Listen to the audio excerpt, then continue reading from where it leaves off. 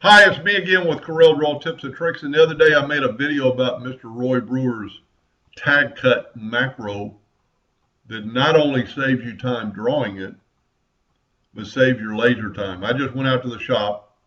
I have a Epilogue Fusion that I can, estimate the time. And Roy's tag cut, and I only did 100, is 17.04 seconds. If you did it the traditional way and spaced them out a little bit so you won't get double burned because you got double line, 29.28 or 29 minutes and 28 seconds. That's 12 minutes and 24 seconds longer, almost 12 and a half minutes. And I guarantee it took me longer to draw this than it did with Mr. Brewer's macro. So we're just going to draw, we're going to do it again because it's so much fun to use it. And well, I'm just going to start over. You take a rectangle and we're going to unlock a ratio. We're going to go 3 by 1.5.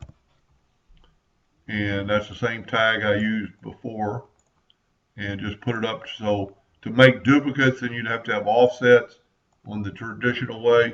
Then just go up to Tools, Macros, Macro Manager, get his tag cut, and I shared the other day, so if you haven't seen it, it'll be like the next one. I think I put A, B, C, and this will be D.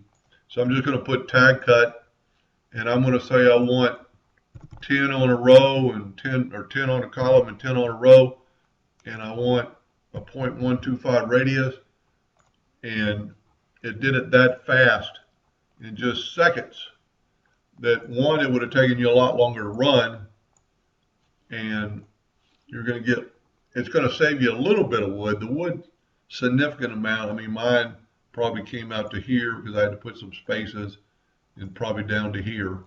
I've got my guidelines turned off because I just did a video about guidelines.